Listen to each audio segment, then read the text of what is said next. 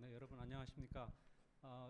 한국 사회복지학회 특별 세션으로 진행되는 공동 모금회 세션을 지금부터 시작하도록 하겠습니다. 특별히 그 코로나 상황이 되어서 많은 것이 변하고 있는데, 이 세미나 방식도 온라인으로 하게 돼서 많은 분들이 이 자리에 참석은 하지 못했지만 더 많은 분들이 참석할 수 있는 또 그런 기회가 되는 것 같기도 합니다. 여전히 뉴노멀이 새롭게 우리에게 다가오고 있지만 여전히 우리에게 의미가 있는 것은 나누면서 공동체를 만들어가는 그런 삶이라는 생각이 들어갑니다. 그래서 우리 사회복지공동모금회에서는 이런 부분들에 대한 연구들을 진행하고 있는데요. 오늘 이 자리를 통해서 우리나라의 그 모금과 나눔 이런 것들에 대한 그 역사성을 좀 살펴보는 그런 기회로 삼아서 오늘 발표 세션을 갖게 됐습니다.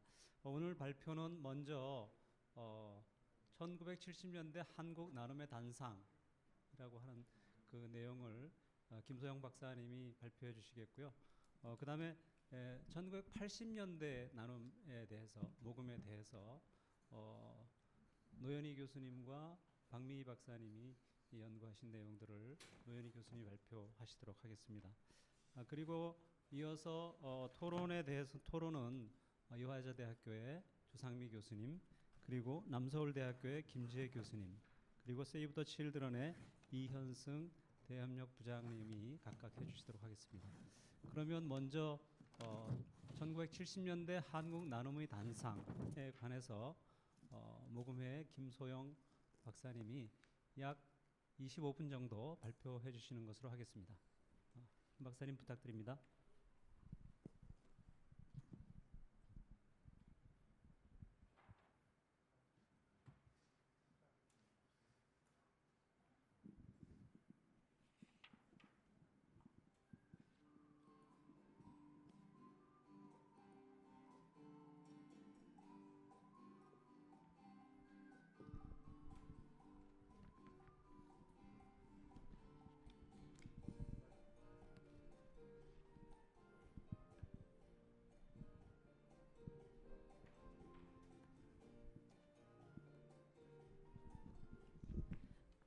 네, 안녕하십니까. 사회복지 공동모금회의 나눔문화연구소에서 일하고 있는 김소영이라고 합니다.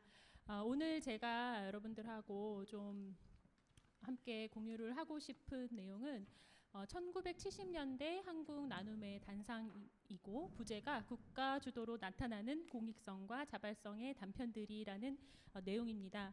사실 이 연구는 저희가 이제 저희 연구소에서 나눔에 대한 좀 역사적인 고찰, 그리고 우리 한국의 나눔을 좀 정리하고 싶은 마음에 여러 가지 이제 작업을 진행 중인데요. 연구를 그 중에 이제 1970년대, 그러니까 98년 IMF 이전에 우리 사회의 나눔이 어땠는지 이런 거를 좀 궁금해하던 차에 여러 가지 신문 자료라든지 많은 것들을 검토하면서 상당히 좀 흥미로웠던, 저희가 잘 몰랐던 내용들을 발견하게 됐습니다. 그래서 여러분들하고 나누고 싶어서 이렇게 좀 정리를 하게 되었습니다. 자료는 1970년에서 79년 특히 성금과 관련된 기사들을 좀 많이 보았고요. 그래서 그런 것들을 전체적으로 좀 목록화하면서 특징들을 좀 정리하고 경향을 분석하여 70년대 한국이 어떤 나눔 또는 어떤 나눔의 행동들이 양상들이 있었는지를 좀 보게 되었습니다. 아마 많은 분들께서 1970년대 하면 또 그때를 한참 잘 살아오셨던 분들은 딱 떠오르시겠지만 사실은 이렇게 80년대 생이라든지 젊은 세대들은 70년대에 대해서 정말로 아무런 정보가 없습니다. 우리 이렇게 경험적으로. 그래서 이제 저도 사실 마찬가지이고 해서 정치, 경제, 사회적으로 이 시대가 어떤 시대였는지를 잘 몰랐었습니다. 근데 여러분들께서 이제 역사 공부를 통해서 많이 확인하셨겠지만 1970년대는 사실 박정희 정부의 집권이 계속 유지되고 있던 군사정부 시절이었고, 그리고 사실 북한의 도발이 계속되는 그런 시기였죠. 그래서 유신 시기였다라고 우리가 국가의 힘이 굉장히 강력했던 그리고 경제적으로는 사실 굉장히 이제 그 경제 개발 계획들이 급속하게 추진이 돼서 뭐 GDP 연평균 7% 8% 이상의 성장을 보이는 그 시기였고, 또 대기업 1세대들, 여러분들이 잘 아시는 대기업 1세대들이 많이 활약을 하던 시기이기도 했습니다. 그리고 뭐 새마을 운동들이 많이 일어났었고요. 그 사회적으로는 여전히 군부 독재 시절이었고, 그리고 사실 뭐 비리나 부정부패들이 우리 사회에 만연했었기 때문에 상당한 뭐 부실공사라든지 사회의 여러 가지 이슈들이 있었습니다. 이러한 배경들이 사실은 우리 나눔과 상당히 이제 연관이 되는 부분들이 있습니다. 그래서 저희가 그 성금과 관련된 그 기사 검색을 통해서 한국의 나눔에 관련된 주요 흐름을 5가지를 잡을 수가 있었습니다. 그래서 첫 번째는 기부금품 모집 금지법이 발현이 되는 시기였고요. 그리고 언론사를 통한 기부금품 모집이 진행됐었다. 지금은 NGO들 또는 많은 사회복지기관이나 단체들이 기부금을 모집하지만 그때는 그런 것들이 많이 없었고 언론사를 통해서 주로 있었고, 그다음에 세 번째로는 뭐 오늘 중심이 되는 얘기겠지만 국가가 주요 사업이나 과제를 정부 주도의 모금으로 많이 하는 시기이기도 했습니다. 네 번째, 재난과 구호를 위한 성금이 활성화됐고, 5번째, 수혜자가 그 기부자가 직접적으로 연결하는 자발적 기부들도 있었다. 그런 것들을 발견할 수가 있었습니다. 첫 번째, 이제 기부금품 모집 금지법의 시기는 에서 이제 저희가 주목할 것은 정부가 그 통제를 한 거죠. 기부금품의 모집을 특정 지금 빨간 글씨로 되어 있는 이런 상황이 아니면 기부금품 모집을 금지했었고, 사실 이러한 그 특정 어떤 목적들이 뭐라고 할까요? 정부가 이제 허용하는 그런 상황이었습니다. 그리고 두 번째로 이제 언론사를 통한 기부금품 모집인데, 신문사 또 방송국이 모금의 창구 역할을 하고 뭐 캠페인들도 진행을 했었고요. 기부자와 기부 금액을 누가 얼마를 냈다라는 것을 신문에 계속 이제 보도를 하게 되죠. 그리고 정부 주도의 모금이 이제 이후에 저희가 이제 계속 본 것인데, 직접 부처에 누가 어떤 금액을 모금을 전달을 해서 이거를 뭐 예를 들어 국방부에 전달했다 또는 국무총리에게 전달했다, 이런 것들이 다 이제 공고가 됐었고, 뭐 얼마가 모였고 누구에게 배분이 됐다, 이런 것들이 다 언론을 통해서 나오고 있는 특징이 있었습니다. 세 번째는 국가의 이제 주요 과제를 위한 모금이 사실 오늘 좀 같이 나누고 싶은 것인데, 이 1970년대가 사실 굉장히 지금으로 봤을 때는 흥미로운 시기예요. 그래서 여기 제가 4대 성금이라고 얘기를 했는데요. 특히 방위 성금 68년부터 87년까지, 그다음에 원호 성금, 새마을 성금, 체전 성금이라고 있어요. 그래서 전국 체전을 위해서도 성금을 이제 모금을 한 거죠. 이게 이제 주로 국가가 주도한 4대 성금이라고 보이는데요. 사실 여기 제가 이제 다른 글씨로 해놓은 것이 부처, 국방부, 뭐 원호처, 청와대 또는 각 지자체에서 이 성금을 직접 모으고 뭐 관할을 하는, 그리고 사실 여기가 배분처가 되는 거죠. 그 성금을 받아서 쓰는 이런 역할들을 있었다. 이게 상당히 1970년대의 주요 특징이라고 볼 수가 있었습니다. 조금 더 구체적으로 보면 제가 이제 그 뒤 슬라이드까지 주로 성금에 관련된 특징들을 좀 잠깐 정리를 해봤습니다. 그래서 방위성금 같은 경우는 사실 모금의 시작이 신문협회를 통해서 68년도에 시작을 했고, 사실은 이제 신문협회라든지 민간에 이제 주도 시작됐지만 74년에 국가가 주도적으로 하기 시작을 했고요. 모금의 목적이 사실 지금으로서는 너무 흥미롭지만 군사력을 증강하기 위한 목적을 가지고 방위성금을 거뒀습니다. 그리고 그 국가의 성금 모금 선언 여부, 신문 기사를 통해서 공식적인 어떤 국가의 공표가 나왔었는지를 한번 확인해 봤을 때 있었다. 74년도에. 그리고 모금액은 전체 한 88년까지 없어지기 전까지 한 608억 정도 되었던 것을 확인할 수 있었습니다. 반면에 이제 원호 성금은 그 모금의 목적이 사실 그 상위 군경들을 위한 모금이라고 해서 지금의 모금의 어떤 그 배분의 목적하고 상당히 조금 뭐 일맥상통하는 개연성이 있는 그런 부분들이 있고요. 이것도 마찬가지로 국가의 성금 모금 선언 여부 같은 것들이 있었습니다. 근데 이제 이 처음 시작은 조금 다른데 후에 조금 더 설명할 수 있으면 하겠습니다. 그리고 새마을 성금은 사실 정말 그 박정희 정부 때 국가가 주도해서 뭔가 사업을 하려고 하는 것에 쓴 사업이고요.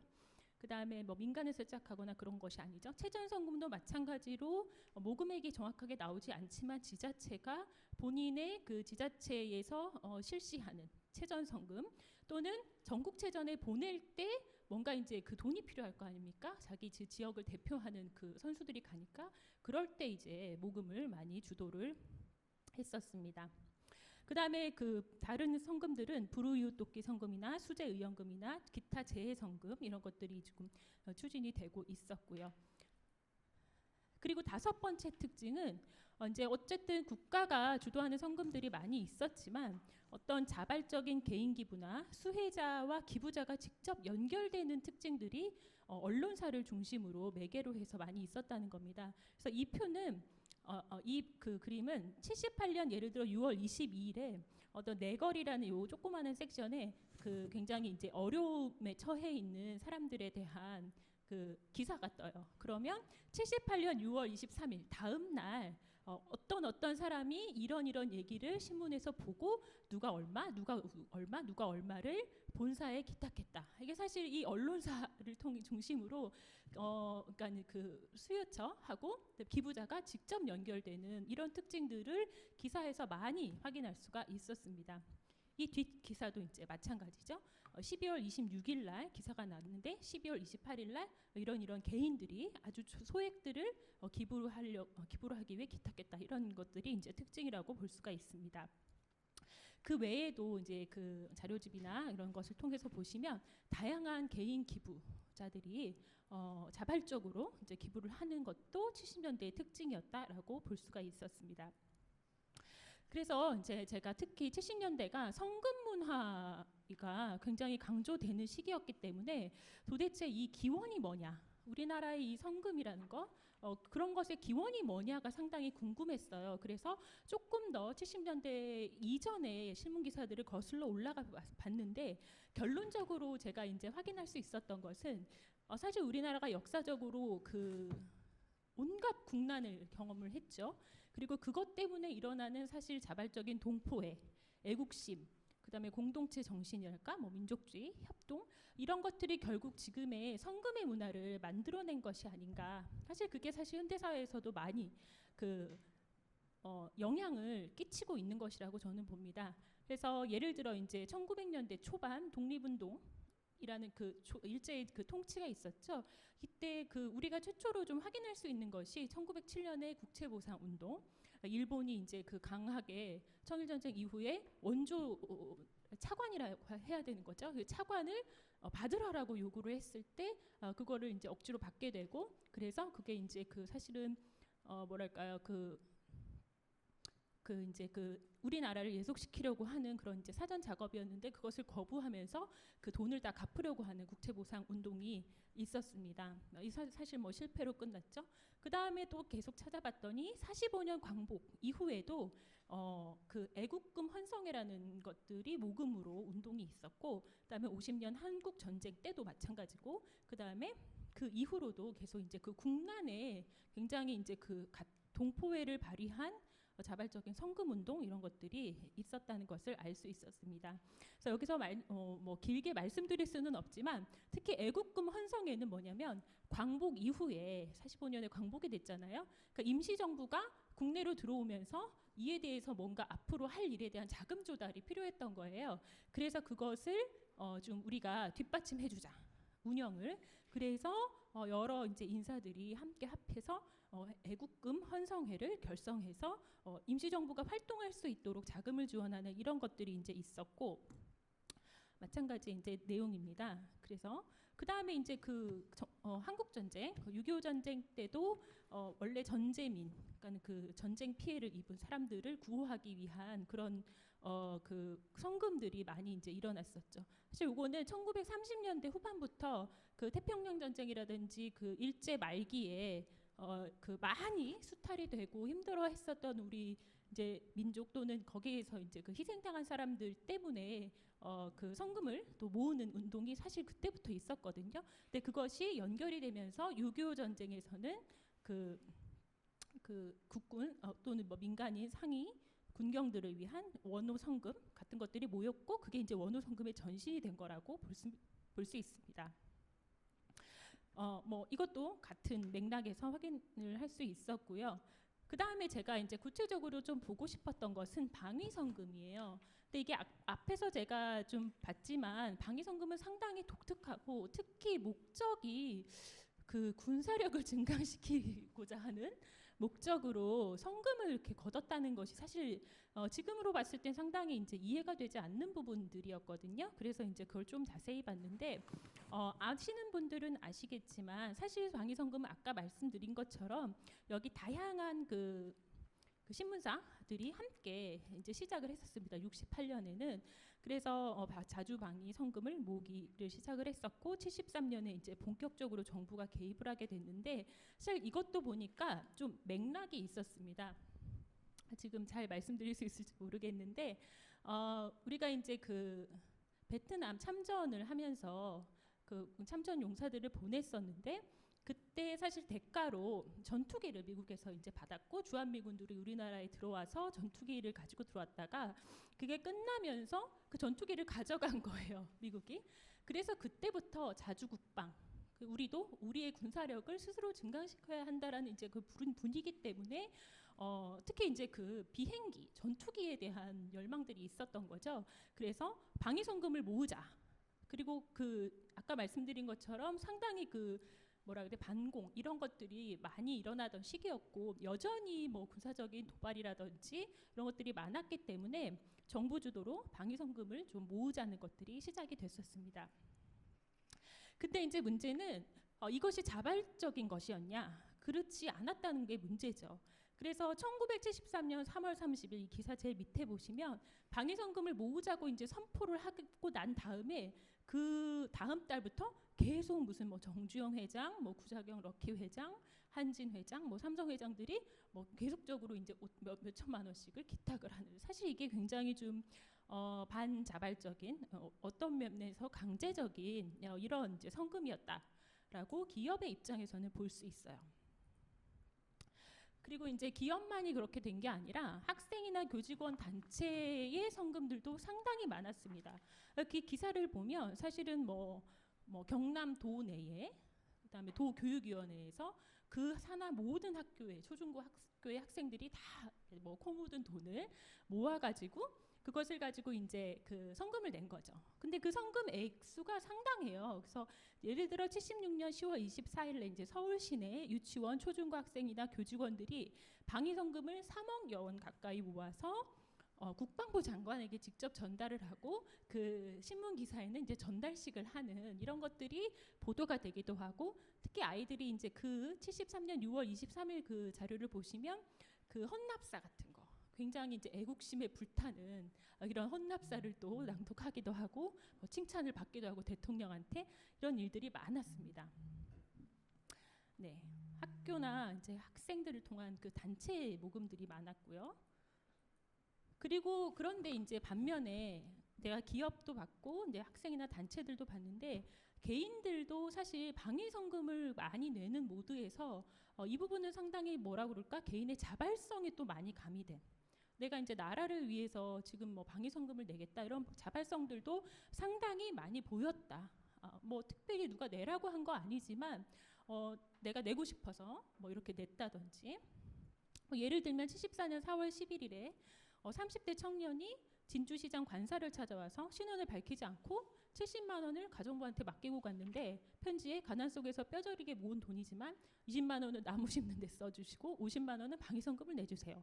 뭐 이렇게 하면서 기탁을 했다든지 이런 것들도 상당히 이제 많이 확인할 수가 있었습니다. 그다음에 요거는 제가 이제 흥미로워서 하나 발췌했는데 요 상황을 기억하시는 분들이 계실지 모르겠어요. 84년에 야구 한국 시리즈 마지막 경기였는데 지금 상대 팀이 삼성이었나요? 삼성하고 롯데하고 이제 그 마지막 경기를 하는데 거의 이제 질 것 같았고 가망이 없었던 롯데에서 마지막 그 경기 7차전 때 그 유두열이라는 타자가 그 또 타율이 굉장히 낮던 사람이 불현듯 이제 3전 홈런을 쳐가지고 역전 우승을 해요. 근데 그 시즌의 MVP가 그 최동원 선수 투수였거든요. 근데 그 사람이 이제 그 MVP를 타고 받고 나서 그 옆에 조그만 박스가 보이실지는 모르겠는데 내가 이 영광을 이제 그 국가를 위해서 쓰고 싶다. 그래서 그 상품으로 받은 큰 자동차를 방위성금으로 내놓겠다. 이렇게 해서 또 방위성금을 내는 그런 분위기들이 있었습니다. 이게 사실 굉장히 글쎄요. 지금으로서는 방위성금이 그렇게 개인들한테 중요한 것이었나? 이렇게 생각할 수도 있지만 그 시대가 그런 분위기였다라는 것이죠. 그래서 이제 그 방위성금을 그러니까 그 낸 사람들의 분류를 이제 그 동아일보에서 확인할 수가 있었는데요. 방위성금 전체가 아까 말씀드린 것처럼 609억이었는데 일반 국민이 223억을 냈어요. 그리고 학생 및 교직원 단체를 통해서 들어온 게 205억 원, 기업체가 168억 원, 그다음에 해외 동포 등 기차가 11억 원. 이래서 사실 이 방위성금이 정말 강제적인 것만은 또 아니었구나라는 사실을 또 사실 좀 새삼 발견하게 됐습니다. 근데 실제로 이 방위성금이 그렇게 쓰였냐, 어떻게 쓰였냐라는 궁금증이 일어났었는데 제가 또 찾은 것은 방위성금으로 정말 비행기를 샀더라고요. 전투기를. 그래서 그 전투기의 이름이 방위성금 헌납기예요. 또 이렇게 꽉 찍어가지고 이렇게 비행 쇼도 하고 그다음에 큰 광장에서 사람들이 모여서 박수를 치고 굉장히 그 대단한 쇼였죠. 75년에. 그래서 방위성금 사용처가 이랬다라고 경향신문에 또 보도를 하기도 했었습니다. 전투기를 구입하고 군사 장비를 강화하고 군 전투력 시설을 보강하는 데 썼다. 사실 이거 보면서 우리나라의 국방이 사실 우리 코 묻은 손에서 나온 돈으로 만들어졌구나. 상당히 좀 그랬습니다. 다섯 번째로 이제 이러한 특징을 생각해 봤을 때 70년대의 나눔을 어떻게 봐야 할까라는 고민이 조금 들었어요. 첫 번째로는 사실 우리가 지금 필란트로피, 나눔 이런 것들을 연구하고 접하는 사람들로서 불편감이 좀 있죠, 그죠? 방위성금을 보면서 그것이 무엇이냐를 세 가지로 나눠봤을 때 첫 번째는 유신 독재 시절의 방위성금이 자발성을 가진 것이었나 이런 의문들을 갖게 되고 두 번째는 목적성에 관련된 것입니다. 우리가 공익을 위한 것으로 또는 뭐 돌봄이라든지 또는 환경이라든지 아니면 교육이라든지 뭐 이런 것들에 우리가 쓰는 것이 나눔이고 필란트로피라고 생각하는데 무기를 사거나 전투기를 사는데 사용해도 되나? 이걸 가지고 그런 의문들이 생기는 거죠. 그리고 개인의 자발적인 어떤 공익을 위한 활동들이 나눔이다, 뭐 필란트로피다라고 한다면 이게 단체가 집단적으로 하는 것, 개인의 자발성이 훼손되는 것이 과연 맞는 것이냐 이런 그 불편감이 있는 거죠. 근데 좀 고민을 찬찬히 해봤을 때 우리가 정의를 공익을 위해 대가를 바라지 않고 자발적으로 가치 있는 재화와 재화를 나누는 행위를 나눔이라고 봤을 때 과연 공익이란 무엇이냐라는 것이죠. 그래서 이 공익이 절대적인 것이냐, 우리가 지금 생각하는 그 틀의 공익만을 공익이라고 할 수 있을 것인가라는 이제 궁금증이 들게 되는 것입니다. 근데 사실 많은 연구들이나 그리고 제가 이제 검토한 자료들을 봤을 때 사실 이 공익이라는 것이 주관적이고 사회의 특징을 반영한 것일 수도 있다라는 것이고, 그리고 그 필란트로피적인 행동이 누군가가 가진 공익에 대한 비전을 구현하는 행동이지 개개인의 모든 공익이 다 어떤 사회적 합의를 통해서 나타나는 행위가 아닐 수도 있다라는 거예요. 그래서 필란트로피는 기부자 혹은 봉사자가 평가하고 판단하는 공익과 공적 가치를 위해 추구되는 과정이고, 그리고 변할 수 있다라는 것에서 사실 그 당시에 전투기 구입하는 것이 우리 사회의 가장 큰 공익은 아니었을까? 이런 의문들을 가지게 되는 그런 지경에 이르게 된 것이죠, 연구자로서. 그 다음에 자발적이라는 건 또 뭐냐? 사실 굉장히 중요한 질문들인데 우리 사회의 그러한 문화들이 이런 질문들을 던지기에 상당히 좋은 예시가 되는 것 같습니다. 그래서 그 자발적이라는 것은 사실은 상대적으로 자유롭고 보상을 받지 않는 비강제적인 행동, 또는 뭔가 어떤 분들은 말씀하시기를 안 했을 때 처벌이 따라오지 않는 행동, 이 자발적인 것 아닐까라고 이제 보시는데 사실 이것도 경계가 사실은 상당히 모호해요. 그래서 제가 한번 그 표를 만들어 봤는데요. 개인이나 학교나 기업, 제가 아까 이제 보여드렸던 세 주체들의 각각의 성금에 대한 자발성이 어느 정도일까를 봤을 때 확실히 뭐 방위성금, 원호성금, 새마을성금, 채전성금 이런 4대 국가 주도의 성금에 기업들은 뭐 상당히 비자발적이었고 이후에 또 잠깐 제가 언급한 준조세다라고 표현을 하기도 합니다. 그러나 개인이 사실 100% 비자발이었냐? 그렇지 않았던 것 같고요. 그리고 학교에서 공동체적으로 성금을 냈던 것을 비자발적이었다라고 하고 싶은데 또 그것 사실 좀 많이 섞여 있는 것 같다는 생각이 듭니다. 사실 이후는 뭐 빨리 넘어가고 결론을 이제 결론이 아닌 결론을 말씀드리겠지만 80년대 이러한 성금들이 부작용이 상당히 소출했어요.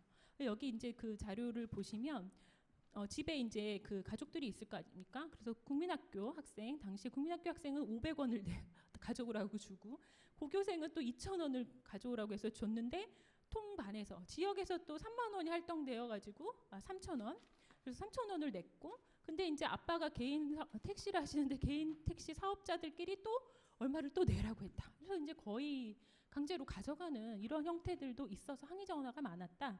이런 얘기들도 나오고 있었습니다. 그래서 실제로 이런 여러 성금이 난무하던 이 시대에 이러한 사실 17개 유형의 212개의 준조세라고 불렸던 이런 성금들이 있었고 그래서 이제 이것들을 정리를 한 거죠 나라에서. 그래서 결국에 다 법에서 이제 근거해서 이 금지법 시기였기 때문에 법에 낼 수 있도록 만들어 놓은 장치가 있어서 19개 관련법을 다 개정을 해서 다 폐지하고 마지막 3개만 남겨둔 상황으로 지금까지 오고 있다고 보시면 되겠습니다. 그래서 결론은 사실 저희가 그 한국의 나눔을 볼 때 역사적인 것들을 좀 사실을 검토하고자 했었는데 결국에는 이것이 지금 우리나라의 나눔 문화에까지 많이 영향을 미치고 남아있다라고 볼 수 있었고 그것이 뭐랄까요? 그것이 정말 맞는 것이든 지금 보시기에 참 맞지 않는 것이든 우리의 역사였다. 결국에는 우리의 그 성금 문화라는 것은 국난 극복을 위한 공동체성 그리고 그것에 기반이 된 성금 문화가 여전히 남아있고 우리 여전히 자발성과 비자발성이 많이 혼재되어 있고 그리고 우리가 아는 성금의 목적들이 참 우리나라만의 뭔가 그런 것들이 있었다. 그래서 결국에는 그러한 부작용들이 지금 우리 나눔 문화에도 영향을 미치고 있는 것이 아닐까라는 그러한 것들이 있고요. 그래서 진짜로 나눔이라는 게 우리 사회에서 무엇이냐 이런 것이 다시 한 번 더 좀 고민이 되고 지금부터 또 많이 공부를 해야 할 것 같다라는 생각이 들었습니다. 네, 이상 발표를 마치겠습니다. 감사합니다. 네, 김소영 박사님 굉장히 좋은 그런 발표를 해주셔서 감사합니다. 사실 그 나눔에 대해서 이렇게 70년대 상황을 듣다 보니까 정말 옛날 생각이 많이 나는 것 같습니다. 사실 한국 전쟁 이후에 기부금품 모집 금지법은 실질적으로 그 당시에 치안이나 이런 것들이 잘 확립이 안 돼 있는 상황 가운데서 약자를 보호하기 위해서 만들어졌다고 합니다. 그러니까 왜냐하면 깡패라든가 뭐 이렇게 이런 그 힘 있는 사람들이 약자들한테 돈을 달라고 그러는 게 그냥 그 당시에는 뭐 다리를 다쳤거나 이렇게 이 상위 용사들이 많아서 사실 다니면서 돈을 많이 뜯었거든요. 그래서 이제 그런 부분들이 있었는데 그게 이제 나중에 가서는 이제 기부금품 모집을 이제 규제하는 걸로 이렇게 이제 바뀌어지는 그런 경향성이 있었던 것 같고요. 여기 뭐 국방성금이라든가 뭐 새마을성금이라든가 이런 거 보면 실질적으로 그 60년대 70년대에 그 북한으로부터 이제 그 간첩이 많이 넘어와 가지고 당시에 자주국방에 대한 얘기들이 굉장히 많았습니다. 저는 이제 70년대 중반에 이제 대학을 들어간 그런 이제 입장에서 보면 그 당시 상황들을 많이 이해할 수 있고 또 1968년 그 1.21 사태라 그래가지고 그 북한에서 특공대가 청와대를 습격한 사건이 있었습니다. 네, 그때 31명이 넘어와가지고 다 도망가고 김신조라고 하는 사람이 잡혀서 결국은 이제 우리나라에 정착을 하게 됐고 나중에 그분이 아마 목사가 된 거로 그렇게 알고 있습니다. 그러니까 그 당시에 그런 사건들이 일어날 때마다 국방에 대한 그런 그 필요라든가 이런 것들 정부에서 충분히 이제 그 강조되는 부분이 있었고 또 그러한 측면에서 일정 부분 국가 주도형의 그런 어떤 나눔이나 모금 같은 것들이 사실 그 나눔이 제도화되지 않은 그런 상황 가운데서는 일정 부분 필요한 게 아니었나 하는 생각들도 지금 들고 있습니다. 그런데 이제 2010년대 지금 이제 그 상황에 와서 또 어떻게 이제 변화되고 또 모금하는 입장에서는 또 어떻게 이것을 바라봐야 되는가. 앞으로도 이제 뭐 김소영 박사님 하시는 그 연구가 아마도 더 진척이 되면 훨씬 더 재미있는 구체적인 이런 내용들이 더 많이 나올 것 같아서 굉장히 기대가 되고요. 또 이제 앞으로 그런 문화들이 어떻게 우리 사회 안에서 정착이 되고 더 투명하고 효율적으로 사용되어질 수 있을지 그런 부분에 대한 것들도 많이 기대가 되는 것 같습니다. 두 번째 발표는 가톨릭 대학교의 사회복지학과 노현희 교수님께서 발표를 해주시는데 2010년대 한국 모금과 기부의 단상, 모금가의 시선으로라는 그런 주제로 발표해 주시겠습니다. 네, 안녕하세요. 노연희라고 합니다. 이 연구는 저 혼자 한 거는 아니고요. 사회복지공동모금회의 박미희 박사님하고 작년에 같이 했던 연구의 일부입니다. 그래서 제목은 일단 2010년대 한국 모금과 기부의 단상이라고 했는데 사실은 모금가의 시선으로 봤기 때문에 이제 모금에 초점이 두어진 모금 환경의 변화 이런 것에 초점이 두어진 연구라고 보시면 될 것 같습니다. 그래서 제가 앞에 김소영 박사님의 발표를 들으면서 저는 모든 그 역사적 사건들을 다 기억을 하거든요. 그래서 이게 내가 이렇게 오래 살지 않을 것 같은데 방위성금도 기억하고 불이웃돕기 성금도 기억하고 그런데 그거를 다 겪고 어떻게 하다 보니 2010년대로 점프해서 아까 마지막에 말씀하실 때 이제 비영리 부분이 존재하지 않았던 시기에 그 나눔의 형태, 한국 사회에서 나눔의 형태가 이제 그거를 몸소 체험을 해 가면서 2000년대로 들어와서 이게 이제 비영리 부분이 한국 사회에서 성장을 한 이후에 모금 환경이라는 게 어떻게 변했는가를 이렇게 앞에 거랑 비교를 하면서 이렇게 들으니까 한국이 굉장히 많이 발전을 했구나 여러 가지 측면에서. 그래서 뭐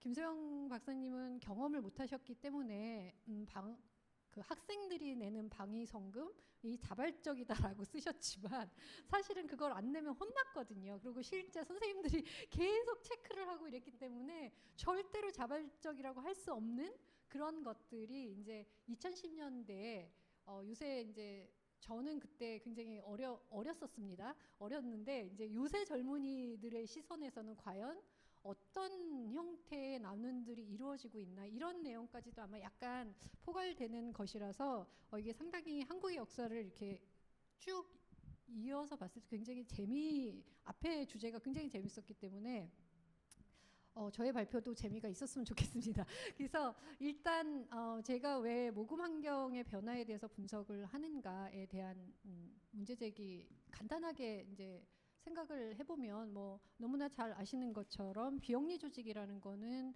본질적으로 자기의 활동을 수행하는 데 있어서의 자원 자체를 외부에 전적으로 의존을 하고 있고 그래서 외부 환경이 변화하는 것에 따라 적응을 할 수밖에 없고 그래서 뭐 실제 활동 자체가 문제가 되는 것뿐만 아니라 생존에도 영향을 미치는 그런 부분들이 있습니다. 그래서 환경을 보는 게 굉장히 비영리 조직의 입장에서는 특히 재정 자원을 확보하는 모금 활동에 있어서는 너무나 중요한 부분들이 있습니다. 그래서 그런 부분이 하나가 있고 그다음에 왜 모금가의 시선으로 이걸 바라봤는가 뭐 현실적으로는 사실 모금가들이 가장 잘 알죠. 현장에 대해서. 그런 부분이 하나가 있고요.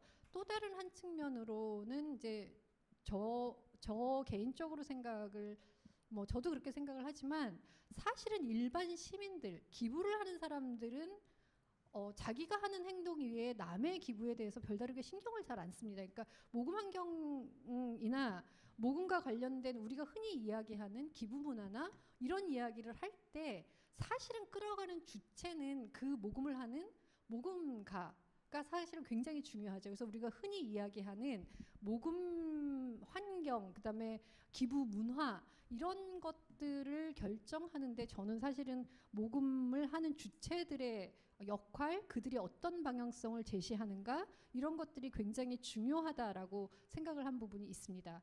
그리고 왜 2010년대인가는 사실은 저 1970년대 거의 90년대까지는 사실은 한국에서의 비영리나 시민사회 영역이 그렇게 크지 않았었죠.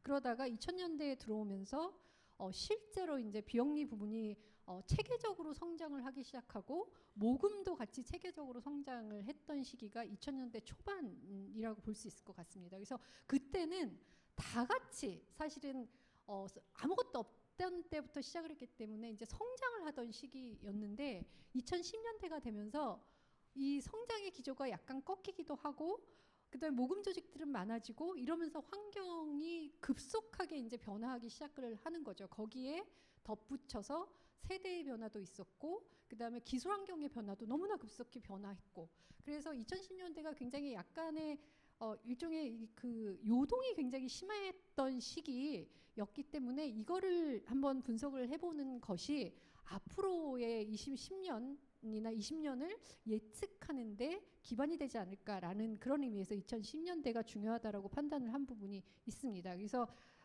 저희가 이 조사를 작년에 여름에 이제 그 모금가 전문가들을 한 모금 현장에서 일하시는 분들을 16분 정도 개별 면접을 했었고요. 그다음에 그것과 관련되어서 하나는 이제 마지막에 전체적으로 한번 검토를 받는 의미에서 초점 집단 면접을 통해서 나온 그 면접의 내용들을 정리한 것이라고 보시면 될 것 같습니다. 그래서 앞에 김수영 선생님은 실제 이제 데이터나 기사들을 갖고 분석을 하셨던 것에 비해서 저는 이제 모금가들이 그들의 경험을 통해서 얘기한 것들을 정리한 것이라고 약간 주관적일 수도 있고 저 연구자 개인의 관점이 약간 들어가 있기도 하고 뭐 그렇다라고 이해를 하시면 될 것 같습니다. 그래서 이제 지난 10년간의 내용들을 이제 크게 어떻게 이름을 지을까를 고민을 하다가 복잡계로의 진화, 그러니까 그 제목 그 자체인 거죠. 환경 자체가 너무 복잡해진 상황이었다. 그러니까 2000년대 초반에 비해서는 2010년대는 그 환경 모금과 관련된 환경 자체가 굉장히 복잡해지고 있다. 그런데 그 와중에 비영리 조직이나 모금을 하는 주체들은 그 복잡한 환경 속에서 정확하게 이제 그 성과를 낼 수 있는 전략들을 사용하기 위해서 이제 보는 거죠. 무엇에 타겟팅을 할 것이냐. 근데 이게 이제 제가 따라가기라고 이름을 붙인 이유 중에 하나는 맞추기가 힘든 거예요. 이게 따라가는 것만으로도 굉장히 힘든 시기였다라는 의미로 이제 그렇게 이름을 지었습니다. 그래서 구체적인 내용들을 보면 제가 이제 그 주제별로만 간단하게 정리를 했는데요. 첫 번째는 이제 기부자의 변화죠. 기부자들이 똑똑해졌다. 라는 거예요. 그래서 예전에 이제 뭐 김소영 박사님 1970년대, 2000년대 되기 이전에는 많은 사람들이 뭐 국가를 위해서든 뭐 공동체를 위해서든 선한 마음으로 내지는 불쌍하니까 동정심에 의해서 뭐 여러 가지 그래서 내라니까 다 내고 저도 이제 학교에서 내라 그러니까 막 방위성금 내고 불우유토끼 누가 불쌍한지 잘 모르는데 내고 그러던 것에서 기부자들이 이제 합리적으로 판단을 하는 거죠. 그래서 정보를 갖고 자기네들이 비교하고 판단하고 그다음에 누가 하라 그래서 하는 것이 아니고 실질적으로 자기들이 선택하고 중단하기도 하고 이렇게 이제 기부자들이 똑똑하게 바뀌었다라는 거고요. 그다음에 또 하나 굉장히 중요한 것은 앞에 발표하고 연결을 해서 보면 이런 거죠. 한국에서의 기부는 국가가 주도했던 방위성금이나 그런 것을 제외하고 나면 사실은 많은 경우에 불쌍한 사람들을 돕는 것에 초점이 두어져 왔던 거죠. 그래서 우리 지금 있는 것도 불우유토끼 성금이라는 이름이 있는 것처럼 이제 기부라는 미간에서 이루어지는 기부라는 것은 그것에 초점을 두어져 왔었는데 이게 2010년대가 되면서 그 이슈들이 사람들이 기부자들이 관심을 갖는 이슈들이 이제 막 하고 달라지기 시작을 하는 거죠. 그래서 불쌍한 것뿐만 아니라 물론 그것도 굉장히 큰 포션으로 남아 있고 그다음에 환경에 대한 거 그다음에 심지어는 뭐 역사에 관한 거. 그래서 올해는 조금 문제가 되기는 했지만 작년까지만 하더라도 위안부의 문제라든지 뭐 이런 것들이 굉장히 중요한 이슈로 사람들의 관심을 끌고 그런 영역에서 모금이 되기 시작을 했다는 거죠. 그리고 기부자들이 돈 내는 거 말고 내가 직접 뭐 해볼 게에 대한 욕구도 같이 커지고 있었고, 그래서 그것에 따라서 이제 그 모금 주체들이 하는 모금 활동 자체의 초점들이 점차 바뀌어 갔다라는 부분으로 이제 기부자들은 그렇게 정리를 해볼 수가 있을 것 같습니다. 그 다음에 이제 두 번째의 가장 중요한 변화 중에 하나가 이제 기술 환경하고 맞물리는 부분이죠. 매체 활용의 변화가 있었던 거죠. 그래서 이게 이제 전통적 매체와 새로운 매체, 이제 온라인에 기반을 한 새로운 매체가 동시에 사용되기 시작을 하면서 이제 모금을 하는 사람들은 굉장히 복잡해지는 거죠. 어느 매체를 어떻게 사용할 것인가에 대한 고민들이 생기기 시작했다라고 보시면 될 것 같습니다. 그래서 매체는 굉장히 빨리 변화하는데 사실은 온라인에서 이루어지는 모금 활동은 아직까지는 현장에서는 성과 자체에서는 약간의 회의들이 여전히 있는 거죠. 그러니까 조직을 알리는 데는 굉장히 중요하게 역할을 하지만 아직은 여전히, 그래서 계속 우리가 흔히 아는 전통적 매체라고 얘기되어지는 TV 모금이나 대면 모금들이 작년까지만 해도 계속 유지가 되는 거죠. 그게 이제 주 기부자층인 40대, 50대들이 주로 보는 것이었기 때문이라고 보는 거죠. 근데 이제 이 거리 모금 같은 거는 아마 이제 코로나 올해 이후로 여러 가지 이슈가 있기 때문에 이건 또 조금 논의를 해볼 필요가 있겠습니다. 그래서 그런 부분이 있었고요.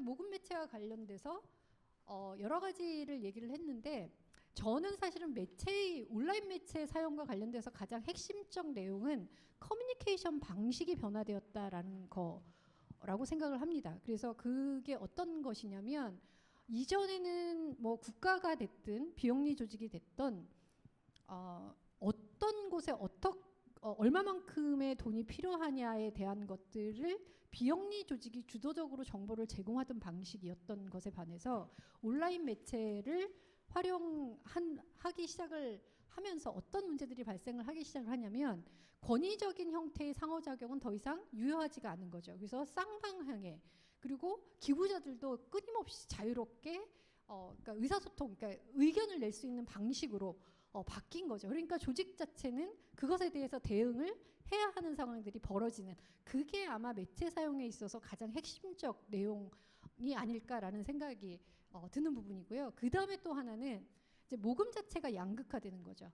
그래서 대규모 조직들은 그런 온라인 매체를 사용하거나 새로운 매체를 따라가고 이런 거에 대한 역량이 되지만, 이제 그렇게 되면 소규모 조직들은, 그런 역량이 되지 않는 소규모 조직들은 너무 힘들어지는 그런 상황이 되면서 모금 자체가 양극화되는 부분들이 있었다라고 생각을 하시면 될 것 같습니다. 그리고 이제 온라인 매체도 그렇고 TV 광고도 그렇고 이게 이제 문제가 되는 게, 많은 조직들이 이거를 실질적인 모금이 아니라 광고의 형태를 띠기 시작을 했다는 거예요. 그래서 이게 온라인도 그렇고 전통적 매체도 그렇고, 그래서 약간 근데 여기에 지금 제가 적지는 않았는데, 그 광고를 하는 것은 실질적으로 굉장히 많은 비용이 들어가는 것들이고, 그 비용이 들어간다는 것에 대해서 기부자들이 알고 있는가에 대한 아주 윤리적인 문제에 대한 고민들이 이제 현장에서는 조금씩 있는 그런 부분들도 있습니다. 그래서 그런 부분이 있고, 그다음에 매체가 변하니까 컨텐츠 같이 변하는 거죠. 그래서 제가 이 부분은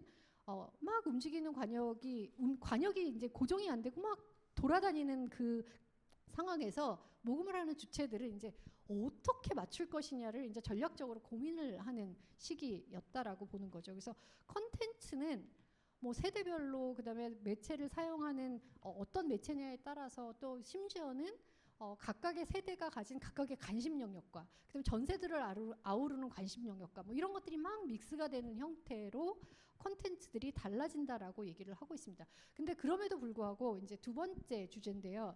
우리가 흔히 빈곤 포르노라고 얘기되어지는 부분의 전통적 방식의 메시지는 여전히 굉장히 중요하게 자리 잡고 있다는 거죠. 이 부분에 대한 문제 제기는 지속적으로 2000년대부터 현장에서도 있었고 기부자들도 하고 그랬으나, 그리고 여전히 그거를 변화시키기 위한 노력들이 있지만 모금 효율성, 성과라는 측면에서 버릴 수 없는 거죠. 그래서 다시 이게 활성화되는 더 강조가 되는 형태의 그런 컨텐츠들이 여전히 활용이 되고 있다라는 부분이고요. 그 다음에 이제 요거는 조금 새로운 세대가 등장을 하면서 이제 소비 형태와 관련이 되어져서 재정적인 기부가 아니라 어떤 물건을 사는 형태의 기부들이 많이 생기는 거죠. 그래서 아까 앞서서 이제 공익이란 무엇인가에 대한 문제 제기를 마지막에 하셨는데 그 부분이 사실은 여기하고도 관련이 될 수 있을 것 같아요. 그래서 이게 이제 젊은 세대들은 뭔가 자기가 필요한 걸 사면서 그 부분의 일부가 기부가 되는 것이면 그건 기부로 인식을 하는 방식의 그런 굿즈에 대한 것들의 소비가 많아지니까 조직들은 또 그걸 따라가는 형태 뭐 이런 것들이 굉장히 많이 보여지고 있습니다. 그리고 아까 말씀드린 것처럼 참여형 이벤트를 이제 모금가들이 만들어내는 것도 있지만 기부자들이 직접 만들어내는 형태의 이벤트들 그리고 이제 이 최근에 들어와서 가장 많이 얘기되는 이슈 중에 하나가 유명인을 활용하는 거죠. 여기서 유명인이라고 하는 것은 우리가 흔히 얘기하는 연예인만 의미하는 건 아니고요. 온라인상에서 뭔가 영향력을 미치는 활동을 하는 다양한 사람들이 있다는 거죠. 우리가 흔히 인플루언서라고 얘기되어지는 그 사람들이 실제로 조직과 상관없이 모금을 하기도 하거든요. 근데 그것이 어디에 쓰여지는지는 뭐 알 수가 없지만 어쨌든 그런 활동들이 굉장히 많아지면서 비영리 조직만 모금하는 형태가 아닌 그래서 이거를 어떻게 활용할 것인가에 대한 고민들이 현장에서 계속 얘기가 되고 있습니다. 그 다음에 이제 또 하나 여기 굉장히 중요한 것 중에 하나가 이제 요거는 조금 연구를 해볼 필요가 있겠다라고 생각이 되어지는 건데 그 유명인들의 팬덤이 자발적으로 움직이는 거죠. 자기네들끼리 모금해서 막 기부를 하는 거예요. 자기네 관심 영역에. 근데 자기 이름으로 하는 것도 아니고 그 유명인의 이름을 가지고 기부를 한다. 이제 이런 것들이 하나가 있고요. 그 다음에 이제 아까 TV 모금이 광고 형태로 많이 간다라는 것도 있지만 요새는 컨텐츠들이 다양한 상이한 컨텐츠들이 결합되는 방식으로 모금 컨텐츠들을 만들어내고 있는 거죠. 그래서 작년에 굉장히 많았는데 뭐 가치 펀딩이라든지 뭐 커피 프렌즈 뭐 이래서 연예인들 나오고 예능 프로그램 심지어는 시사 프로그램에도 기부를 결합한 형태의 컨텐츠들이 나오는데 이제 여기서는 뭐가 문제가 되냐면 비영리 조직이 전면에 나서지 않아요. 그리고 그들이 어디에 기부를 할 것인지를 정한다는 거죠. 물론 사전에 뭐 이렇게 협의를 거치기는 하겠지만 그래서 그런 것들이 이제 나타나기 시작을 했다라고 얘기를 할 수 있을 것 같습니다. 그래서 모금 매체 컨텐츠가 변하니까 기부의 개념 아까 공익의 개념이 바뀔 수 있다라고 얘기를 한 것처럼 기부의 개념도 바뀌는 거죠. 물건 사는 것도 난 기부야. 그다음에 어딘가에 내가 그 이슈에 대해서 지지 표명을 하는 것도 기부야. 그다음에 내가 어디 가서 마라톤을 하는 것 그 자체가 기부의 형태가 되는 방식으로 이루어지고 있기 때문에 뚜렷하게 우리가 그냥 성금을 내는 돈을 내는 형태에서 좀 확산이 되는 거죠. 그래서 사실은 기부라는 게 어떤 것이냐에 대한 것도 지금 이제 조금 그 정의를 달리해야 되는 시점에 왔다라고 생각을 할 수 있을 것 같습니다. 그래서 그런 부분이 있고 그다음에 모금 시장 전체는 성장세는 일단 둔화됐습니다.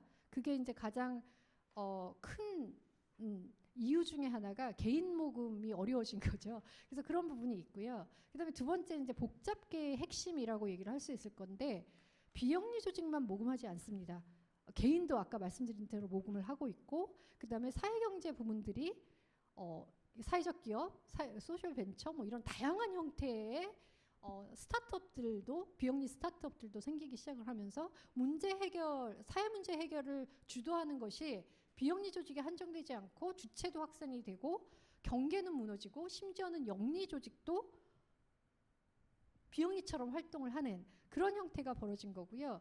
그러면서 그 안에서는 이제 전통적인 자선 영역에서는 불쌍한 사람을 돕는 영역에서는 성장세가 둔화되고 있지만 비록 소규모이기는 하지만 다른 이슈를 가진 소규모 모금 시장들이 또 존재를 하는 거죠. 그래서 혼재된 형태로 굴러가고 있다라고 생각을 하시면 될 것 같습니다.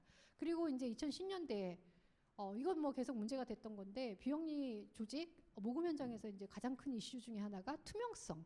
어떻게 이거를 극복해 나갈 것이냐.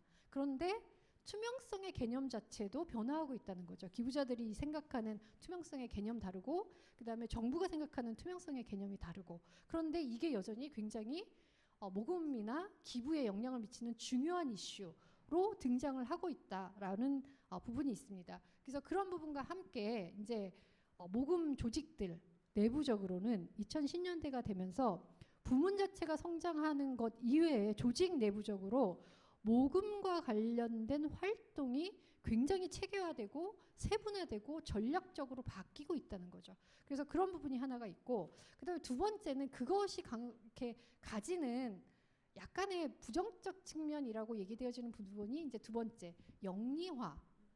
이걸 어떻게 받아들일 것이냐. 그래서 실제로 이제 마케팅, 그다음에 경영자, 영리에서 들어오는 경영자, 이런 사람들이 들어오면서 비영리가 지향하는 것과는 다른 기업 문화들이 들어오면서 이제 충돌을 하기 시작을 하는 거고, 그러면서 모금은 더더군다나 돈으로 보여주는 형태이기 때문에 양적 성과를 강조하는 그런 부분에 대한 게 있고요. 그다음에 또 하나 굉장히 놀라운 것 중에 하나는 비영리 조직을 컨설팅 해주거나 아니면 모금 활동을 대행해주는 그 시장이 지금 성장을 하고 있다는 거예요. 상당히 많이. 그래서 그런 외주화되는 모금 업무와 함께 그 외주를 받아서 활동하는 영리 시장이 같이 성장을 하고 있다. 이런 게 굉장히 중요한 그 변화로 자리를 잡고 있고요. 그러면서 이제 모금가들은 헷갈리기 시작을 하는 거죠. 내가 영리에서 활동하는 것이냐, 비영리에서 활동하는 것이냐, 모금이라는 게 무엇이냐, 이렇게 본질적인 문제에 대한 질문들을 모금가들이 던지고 있다라는 부분입니다. 그래서 그런 부분들이 이제 내부적인 변화들이라고 볼 수 있을 것 같고요. 사실은 이 연구를 하면서 굉장히 또 다른 큰 포션 중에 하나는 뭐였냐면, 앞으로 20년을 한번, 아니 10년을 좀 정리해보자. 방향성이 어떻게 될 것이냐. 그래서 정리를 했습니다. 그런데 이 연구가 올해 1월 달에 마무리가 됐거든요. 근데 1월 말에 코로나가 터졌습니다.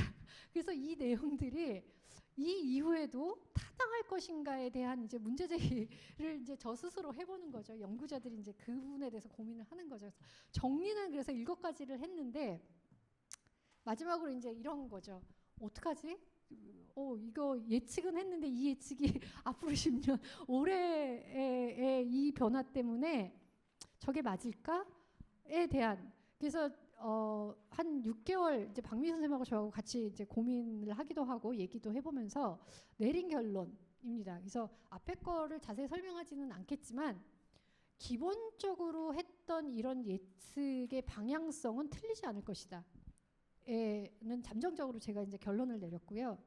그 다음에 다만 변화의 속도가, 이게 이제 사회 전체가 다 같이 그렇긴 하겠지만 변화의 속도가 10년을 생각하고 한 5년 후쯤에서 서서히 나타날 거야 라고 생각했던 게 올해부터 이제 나타나기 시작을 한 거죠. 그래서 비영리 조직이 그 변화를 수용을 해야 되는 형태가 된 거죠. 그게 매체의 사용이든 컨텐츠의 사용이든 마찬가지로.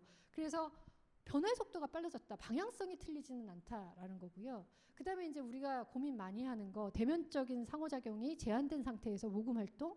그래서 실제 수많은 이벤트들을 지금 할 수 없는 상황들이죠. 그러면 이 이벤트들을 어떻게 끌어갈 것인가? 그 다음에 기부자들의 관심은 굉장히 다양한 영역으로 확산되고 있었다라고 얘기를 하는데, 진짜 그럴까? 앞으로도 그럴까? 뭐 이런 거에 대한 이제 고민들이 있습니다. 근데 저는 뭐 이 방향성은 계속 틀리지 않을 거라고 생각을 하는 거고요. 비영리 부분, 이제 마지막 2개를 제가 이제 강조하고 싶었던 내용인데, 비영리 부분이 앞으로 지속적으로 성장할 것이냐? 성장할 것 같습니다.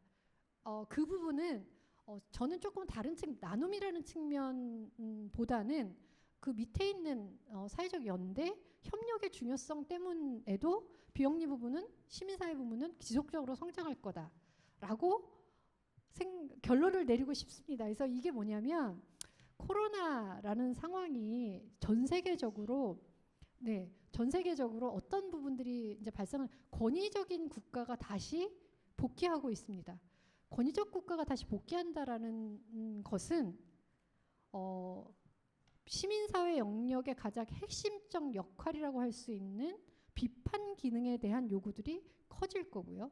그 다음에 이제 우리가 지금 직면하는 코로나19와 같은 문제들이 지금은 굉장히 배타적인 형태로, 국경을 막는 형태로 뭔가 대응을 하고 시민사회 조직도 그거에 맞게 대응을 하지만, 이 문제, 우리가 앞으로 직면하게 될, 이거 꼭 코로나뿐만이 아니라 모든 사회 문제들이 국제적 협력이나 연대가 없이는 해결되기 어려운 상황들이 되는 거죠. 그러면 그 협력을 트럼프가 할까요? 시진핑이 할까요? 뭐 이런 문제 제기를 하면 그거를 누가 해야 될 것인가에 대한 고민, 뭐 이런 거를 고민을 조금 생각을 해보면 앞으로의 비영리 부문, 시민사회 부문 지속적으로 성장할 거고, 그 다음에 사회연대나 협력의 중요성은 더 강조될 것이다. 그렇다라고 얘기하면 한국의 비영리 조직들이 포지셔닝을 앞으로 어떻게 할 것이냐가 앞으로 10년, 앞으로 20년의 그러니까 한국 사회뿐만이 아니라 전 인류의 운명을 결정하지 않을까라는 잠정적인 결론을 내리면서 오늘의 발표를 마치도록 하겠습니다. 감사합니다. 노현희 교수님 발표 감사합니다. 앞에 김서영 박사님 발표를 들을 때도 재밌었는데 또 2010년대 모금가 입장에서 나눔과 기부에 대한 단상을 들으니까 정말 따끈따끈한 그런 내용이어서 또 다른 측면을 보는 재미가 있었습니다. 사실 저는 그 경희대학교에서 10년 동안 모금 그 실무 책임을 맡고 이렇게 있었는데, 그래서 학교에서 이제 모금과 자원개발이라는 과목을 만들어서 가르치고 있는데 오늘 노 교수님이 발표하시는 내용을 듣고 이거 엄청나게 많이 배웠습니다. 사실 저는 이제 테크니컬한 부분보다는 사실은 이제 여기 기본으로라고 마지막에 이제 말씀하셨던 그 부분이 굉장히 중요하게 와닿는 부분인 것 같은데, 세상은 급박하게 돌아가더라도 비영리 조직의 존재 본질성을 살리고 투명성과 그 공익적 가치를 어떻게 이 사회에다 알리나, 이런 것들이 그 모금의 그 기본으로 돌아가야 된다라는 생각들을 많이 했고요. 또 한 가지는 그 나눔이라고 하는 것이 가져올 수 있는 공익적 그 의미를 어떻게 사회에서 확대해서 공유할 수 있을까? 그런 부분들에 대한 그 노력들이 이 사회적으로 문화적으로 좀 확산되는 계기들이 있으면 더 좋지 않겠나, 그런 생각이 들었습니다. 사회자로서 뭐 이제 제가 이렇게 코멘트하는 게 아니라 지금부터는 이제 발표에 대해서 세 분 선생님들의 토론을 듣도록 하겠습니다. 그래서 지금 여기 세 분 나와 계시는데요. 지금 이제 우리가 진행이 예정보다 조금 늦어져서 뭐 한 8분에서 10분 사이 정도로 토론을 해주시면 좋겠고요. 혹시 그 사이에 답변해야 될 내용이 있으면 답변을 하시고, 또 혹시 온라인에서 혹시 또 무슨 질문이 있으면 그것도 한번 소개를 해서 간단하게 다루는 그런 시간을 갖도록 하겠습니다. 그러면 앉은 그 자리로 해서 먼저 이화여자대학교의 조상미 교수님께서 먼저 토론을 해주시겠습니다. 네, 안녕하십니까. 이화여자대학교 조상미입니다. 오늘 이제 두 가지 1970년대 한국 나눔의 단상, 또 2010년대 모금 들으면서 굉장히 재밌게 들었는데요. 공통적으로 제가 들으면서 이런 적극적 시민의 역할, 공동체성, 그리고 지금 이 주제인 사회적 연대, 이런 것들을 생각하게 됐고요. 또 비영리 조직이 앞으로 어떻게 나가야 될지 이런 생각도 하게 되었습니다. 하나하나 좀 보면은 70년대 한국 나눔의 단상, 저도 70년대 초등학생이었는데요. 이러면 연식이 나오는데 그래도 그 11.6 사태도 기억이 나고 방위 성금도 기억이 나고 불우이웃 성금도 기억이 났는데, 그래도 저는 그때 적극적 시민이었나 봐요. 방위 성금을 자발적으로 내고 그런 사람도 있었고 또 그랬던 것 같습니다. 근데 제가 70년대 이렇게 신문을 가지고 언론사의 역할이 컸대던가 역사를 보니까 굉장히 고무적인 면이 있는 게, 그 당시에 지금 언론들 참 많이 비판받고 그러는데 그 당시 언론이 이런 역할도 했었구나. 저는 그건 참 어렸기 때문에 몰랐는데 고무적이고, 이런 언론사가 이런 공동체 정신을 연결하는 그런 역할을 했었구나. 그러면 우리 또 현대 사회에도 그런 것들이 좀 필요하지 않을까, 그런 생각도 했습니다. 그 방위 성금 그 전투기 얘기 너무너무 재밌게 들었어요. 사실 왜 걷는지 모르고 우리는 냈는데, 저는 근데 아마 우리 김서영 박사님께서 몇 년생인지 잘 모르겠는데 저는 이런 생각이 들더라고요. 모금이라는 게 어쨌든 그 당시에 사회 문화적 배경 또에 따라서 모금의 목적이나 이런 것도 굉장히 달라진데, 그 당시 국가의 비전, 정말 자주국방, 그리고 냉전 시대였으니까요. 저도 어릴 때 기억이 나는 게 맨날 삐라 주우러 다니고 놀이터 가서 삐라 주워 오면은 선생님이 뭐 칭찬하고 막 그리고 같이 봉사활동도 동네 학교 주변에 삐라를 주우러 다녔던 생각이 나요. 그러니까 그 당시에 국가의 비전 그리고 전쟁에 대한 두려움. 저희도 뭐 전쟁을 안 겪었지만 부모나 할머니로부터 계속 6.25 얘기를 들었고 그러니까 어떻게 보면 저는 지금 방위성금이 그때 전투기 살려고 그랬구나 그건 몰랐지만 그 당시에 그러니까 지금으로 따지면 사회적 안전망 구축이 아니었나 그런 생각이 듭니다. 그러니까 우리가 전쟁이 나서 모든 사람이 죽고 또 가난, 질병 그리고 가족과 헤어진다면 그것만큼 불안한 일이 어디 있겠어요. 그래서 그 당시 국가의 비전과 좀 일맥상통한 게 아니었나. 그렇게 본다면은 그것도 필란트로피 일부 아닐까 그런 생각이 저는 좀 들었습니다. 예를 들면 저도 학교 일로도 그렇고 지금 평교 원장 맡으면서 모금도 하고 그러는데요. 이게 모금이라는 것도 이렇게 학생들 장학금인 게 있고 아니면 발전기금이라는 게 있지 않습니까? 대학을 봐서도 그러면 국가에 대한 어떤 비전과 일맥상통하는 모금이 있을 수 있고 돌봄이나 교육 환경 그리고 불우이웃을 위한 모금도 있을 수 있고 그런 생각을 이제 하게 됐고요. 또 기업의 이제 공익 연계 마케팅의 아주 대표적인 이그젬플로 자유의 여신상 복원 사업도 어떻게 보면 자유의 여신상이 미국 국민들의 상징 아닙니까? 그게 80년대 공익 연계 마케팅의 시초고 가장 대표적인 이그젬플로 뽑히는데요. 그게 아메리칸 익스프레스 카드랑 같이 해서 거기서 나오는 돈이 자유의 여신상 복원 사업에 쓰였는데 비영리 조직과 그런 영리 카드사와 제휴해서 공익 연계 마케팅을 하면서 국가도 그러니까 자유의 여신상 복원 사업도 하고 그리고 비영리도 이미지가 올라가고 또 기업도 아메리칸 익스프레스도 돈도 벌고 이런 공익 연계 마케팅의 개념이 있는데 이제 2010년 지금으로 와서는 그런 것들을 이제 조금 더 많이 활성화해 나가야 되지 않을까. 결국은 국가의 비전이나 국가랑도 맞으면서 만약에 비영리, 영리가 함께 할 수 있는 모금이 있다면 그것이 이제 좀 우리가 더 나아가야 할 방향이 아닐까. 물론 그런 모금만 할 수 있는 건 아니지만 그래도 그런 모금들이 앞으로 좀 컬렉티브 임팩트를 구축해 가야 되지 않을까 그런 생각이 들었습니다. 그리고 이제 70년대에서 2010년대로 넘어오면서 제가 이제 그런 공동체성의 기반이 된 성금 문화에서 결국 넘어왔는데 결국 그 안에도 또한 공동체성은 있다. 2010년대에 모금에도. 그래서 온고지신 지금 자장께서도 말씀하셨지만 결국 온고지신이 필요한 시대 아닌가 이런 생각이 들고요.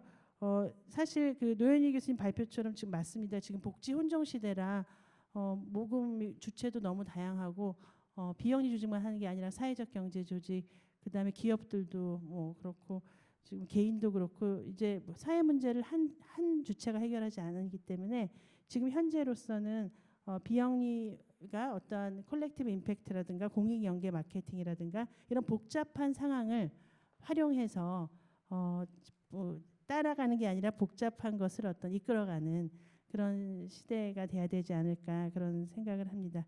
그리고 이제 복잡계로의 진화라는 이건 너무 멋진 제목인데요. 예, 그랬습니다. 그래서 기부라는 게 당연히 불쌍한 사람들을 돕고 또 이 사회를 변화시키는 환경, 역사 다양한 측면으로 갈 건데 이제 기업도 지금 사회적 가치 내세우고 굉장히 본인들 브랜드 이미지 높이면서 기부도 하고 사회 문제 해결도 하고 공유 가치 창출도 하고 기업이 또 이익도 내려고 하지 않습니까? 이러한 시기에 저는 비영리의 역할이 너무너무 중요하고 사회 문제 해결의 주체가 다양화되면서 복지 혼종 시대가 왔기 때문에 오히려 기업과 연결하고 사회적 경제 조직이나 이런 파트너십을 맺으면서 함께 가서 컬렉티브 임팩트를 내야 한다. 그래서 아까 말씀하신 노현희 교수님 말씀에 진짜 동의하는데요. 사회적 연대 및 협력이 정말 필요한 시대이기 때문에 비영리 조직의 역할이 정말 중요하고 또 나눔 문화 확산에 그래도 비영리 조직이 앞으로 주도적인 역할을 해야 하지 않을까 그렇게 생각하고 있습니다. 네, 이상입니다. 감사합니다. 네, 조 교수님 좋은 토론 감사드리고요. 다음에는 남서울대학교의 사회복지학과 김재 교수님께서 토론해 주시겠습니다. 네, 안녕하세요. 남서울대 김지혜입니다. 네, 오늘의 두 연구가 우리 각자에게 과거부터의 나를 한번 돌아보게 하는 그런 시간인 것 같습니다. 근데 이제 또 각자는 다 다른 것 같아요. 우리 그 사회보신 교수님께서는 70년대 대학생이셨고 조삼 교수님은 초등학생이셨고 저는 유치원생이었습니다. 그래서 그때 경험은 다 다르게 남아있지 않을까라는 생각이 들고요. 그래서 이제 그때 두 편의 연구를 통해서 어떤 모금을 중심으로 한 우리나라 나눔의 역사에 대해서 한번 생각을 해보게 되고 특히 사회 환경에 따른 어떤 시대적인 특징 그리고 현재 우리에게 주는 함의들을 고민하게 보는 그런 중요한 연구가 아니었나라고 생각이 들고요. 이 두 연구를 통해서 과거를 통해서 결국에는 우리 현재를 한번 반추해 보는 거죠. 그리고 다시 미래를 좀 준비하는 그런 시간이 될 수 있을 것이라고 생각을 합니다. 그래서 제가 두 편의 연구를 보면서 그 첫 번째 이제 70년대 한국 나눔의 단상을 말씀을 해주셨는데 되게 이제 흥미롭게 잘 받고 잘 들었습니다. 그래서 1998년을 기점으로 해서 이제 과거를 20년을 한번 보셨고 그 이후를 보셨다고 했는데 아마도 1998년이라는 게 IMF를 기점으로 보시지 않았을까라는 생각이 들었어요. 그래서 그런 IMF 전과 후는 아마 우리의 기부 문화, 나눔에 있어서도 굉장히 큰 변화가 있었던 시기였을 거라고 생각을 하고 그런 변화가 무엇인지를 한번 밝혀내는 것도 이후에 조금 더 해보시면 이미 하셨을 수도 있겠지만 굉장히 의미가 있지 않을까라는 생각이 듭니다. 왜냐하면 굉장히 어려운 시기였었다는 생각이 드는데 그때 노숙자도 많이 증가했고 뭐 가족 문제, 아동 문제, 실업 문제 많이 증가를 했는데 그 와중에서 굉장히 많은 모금이 일어났던 또한 시기였다라고 생각이 들고요. 뭐 실업 극복 국민운동도 그랬고 녹색가게 뭐 여러 시민 영역에 굉장히 큰 발전이 있었던 시기였다. 그래서 그러한 어려움 속에서도 우리가 발전했던 그 시기에 대한 것들도 한번 같이 고민해 주시면 좋겠다라는 생각이 들었습니다. 그리고 이제 또 하나는 그 성금 관련 기사를 70년대를 분석을 하시면서 조선, 경향, 동아, 매일경제신문을 분석을 하셨는데 요 4개 신문을 선택하셨던 이유도 조금 궁금했어요. 그래서 뭐 신문 분석을 할 때는 보통 뭐 진보냐 보수냐 뭐 어떤 기준에 따라서 그렇게 좀 보기도 하는데 어떤 기준으로 해서 이렇게 보셨을까 좀 궁금한 부분도 있었고요. 그리고 이제 75년은 결국은 정부 주도다 다 말씀하셨듯이 불우이웃돕기 성금이었다라고 하셨죠. 뭐 1970년에 사회사업법 제정되면서 모금회가 설립이 되긴 했었지만 거의 유명무실하고 한 번인가 하고 이제 없어졌죠. 그래서 결국에는 83년도에 공동모금이라는 조항 자체가 삭제가 되고 그 사회복지사업법에 그러면서 나중에 다시 이제 우리가 90년대 후반에 생겼었는데 그런 이제 결국에는 그런 정부 주도의 모금에 있어서 우리가 배분에 대한 어떤 책임성과 투명성, 적절성에 대해서 지금 생각해 보면은 아 그게 맞았을까? 뭐 이제 의구심이 들긴 하지만 이제 방위성금에 대한 해석에서 본 것처럼 그 당시는 어떤 사회 환경에 대한 불안함이 있었고요. 학습된 애국심이 있었던 시기였다라고 생각이 들어요. 저는 80년대 초등학교를 다녔지만 저도 굉장히 많은 애국심을 학습을 받았거든요. 저희 학교는 뭐 5회 시범학교 그래서 그걸 계속 공부를 했어요. 뭐 국가, 국기, 국화 이런 걸 계속 공부를 하고 그리고 그게 이제 방위성금이 자발이냐 비자발이냐도 기억은 나진 않아요. 그런데 당연히 내는 거라고 생각을 했었고 뭐 그때는 그것만 안 낸다고 혼나진 않았고요. 혼날 이유는 되게 많았어요. 초등학교 다니면서. 그래서 뭐 그때는 정말 뭐 지금 생각하면 저런 걸로 혼나? 뭐 이래서 도시락도 검사 항상 했었어요. 저희는. 그래서 쌀밥 사오면 혼나고 혼합식 해야 되고 그다음에 저희 학교가 특별히 이거 5회 학교이기 때문에 국산품 애용을 굉장히 강조하던 시기였거든요. 그래서 그 불시에 이제 외제품을 다 검사를 해요. 그래서 그거를 뺏기고 혼나고 그래서 가장 많이 걸린 게 도시락 밥통이죠. 뭐 코끼리 밥통 이런 것들 이제 막 걸리고 저도 막 이렇게 물통 걸리고 이랬던 시기가 있었는데 예. 저 너무 세대 비슷하셔갖고 좀 생각이 나고 아마 청중 중에서 뭐 90년대생들은 무슨 얘기를 하나 그러실 거예요. 저게 왜 웃기지 이렇게 생각하실 텐데 저희는 이제 그렇게 생각해서 굉장히 애국심을 학습을 받았다라는 거죠. 그래서 그게 이상하다라는 생각을 하지도 못하고 당연히 내야 된다라고 생각을 했었기 때문에 지금 보면은 시민사회 영역의 미성숙이라고 하지만 그때 그 시기는 우리가 무기나 전투기를 사는데 사용하는 것에서 나의 자긍심도 있었을 것 같아요. 내가 낸 그 코 묻은 돈이 저렇게 큰 국력을 향상시켰을까? 그래서 그것 또한 그 시대 기부자의 뜻이었을 수도 있겠다. 그래서 그거를 우리가 뭐 공익이라는 것은 뭐 개인에 따라 시대에 따라 변하기 때문에 그것 자체도 또 의미 있을 수 있겠다. 그러면 우리가 이런 해석을 통해서 지금 그런 이제 70년대의 어떤 정부에 의한 부정적 그 어떻게 보면 지금 보면은 반강제적인데 그런 성금 모금이 지금 우리의 삶에 또 어떻게 영향을 미치는지 그걸 한 번을 반추를 해보면 저는 이제 아까 말씀하셨던 것처럼 기업도 뭐 어떤 부분은 자발 비자발했는데 저는 뭐 자발이 있었을까 생각이 들어요. 기업은 그냥 다 내야 되니까 내지 않았을까? 내지 않으면 불이익이 있었고 반면에 내면 혜택이 있으니까.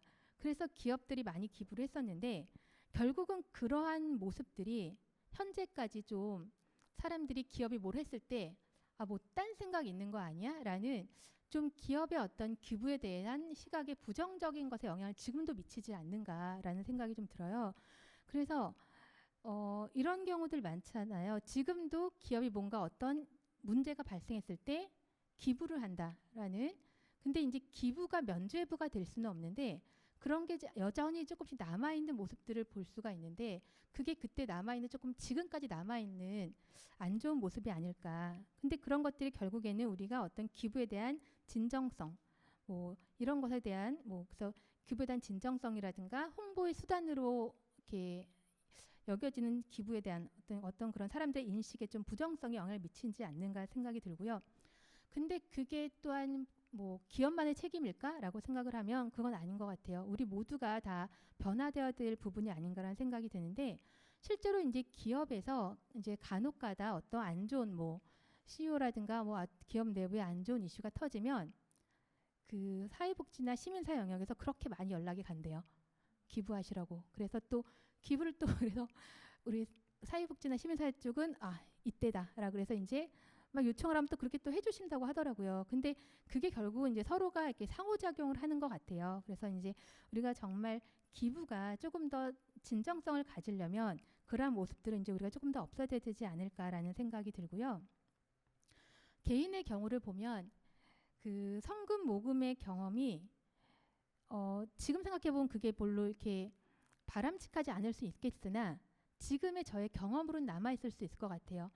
그러니까 내가 어렸을 때 그런 걸 해봤어라는 거. 그래서 내가 어렸을 때 성금 모금도 해보고 봉사도 해봤어. 우리가 청소년 봉사활동도 뭐 문제는 되게 많다라고 이야기를 하지만 뭐 비자발적이고 뭐 어떻게 하고 많지만 결국엔 그런 경험 하나가 나중에 성인이 됐을 때 그 사람의 기부나 봉사 영향을 미칠 수는 있을 것 같아요. 그래서 그러한 이제 경험들이 결국에는 중요할 수 있다. 그래서 초기에는 비자발일 수도 있겠지만 그런 것들이 결국은 이후에 많은 연구를 통해서 아동기의 기부나 봉사 경험이 성인기에 영향을 미칠 수 있기 때문에 경험은 중요하다라는 생각이 들고요. 그다음에 또 하나는 그런 이제 국가적 재난 상황에서의 우리가 단결력을 발휘하는 국민적 정서에 지금도 영향을 미치고 있다라는 생각이 듭니다. 우리가 그 당시에는 방위성금이었고 97년 IMF 때는 금모으기를 또 했잖아요. 근데 저는 뭐 잘 모르겠어요. 그게 뭐 얼마나 많은 도움이 되는지 모르겠지만 저도 그때 복지관 다닐 때 관장님께서 금 다 가져와라 이러셔가지고 집에 있는 뭐 14K, 18K 저희 집에 뭐 큰 금이 없어가지고 제가 그때 뭐 많이 못 가져가고 뭐 근데 얼마나 그게 도움이 되는지 모르겠어요. 14K가 뭐 도움이 됐겠어요. 근데 그냥 마음인 거죠. 국민들의 성금이 마음인 거예요. 금을 이제 모으고 2007년에 태안의 기름 유출 사건 때 전국적 자원봉사했던. 그래서 저는 이번 코로나도 뭔가 이제 우리가 코로나 시기에 또 어려움을 겪는 누군가가 있다라면 국민들이 다시 한번 모일 수 있는 그런 동기가 되지 않을까. 그래서 그런 국민적 정서가 결국에는 그 70년대 이전부터 계속 지금까지 남아있지 않을까라는 생각이 들었습니다. 그리고 이제 그때 성금이 제대로 쓰이지 않은 안 좋은 경험도 또 우리가 지금은 거울 삼아서 모금기관의 어떤 투명성과 책임성을 강화하는 데도 기여할 수 있지 않나라는 생각이 들고요. 그러면 이제 이런 70년대를 이제 보고 다시 2010년대로 넘어오면 2010년대는 결국에는 개인 기부자와 시민이 많이 성장한 시대다라고 보여지고 이전에 이제 언론의 일방적인 정보 전달이었다면 지금은 그런 정보가 온라인을 통해서 굉장히 많이 이제 상호 왔다 갔다 하는 거죠.